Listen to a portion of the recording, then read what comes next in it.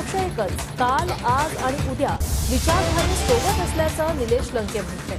तर भविष्यात शरद पवारांच्या विचारधारेवर चालणार असल्याचंही लंकेंनी म्हटलंय. तर निलेश लंकेच शरद पवारांनी त्यांचं स्वागत केलंय. लंकेंना कोणत्याही गोष्टीची गरज लागल्यास आम्ही मदत करू असं शरद पवार म्हणाले.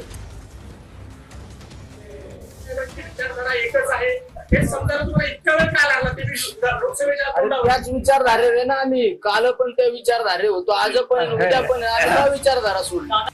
विचारधारा आणि पक्ष एकच ना, साहेबांच्या नेतृत्वात सोडलं नाही ना. लोकांच्यासाठी काम करतात त्यांनाही प्रोत्साहन देतो. आज त्याचं मी या ठिकाणी स्वागत करतो.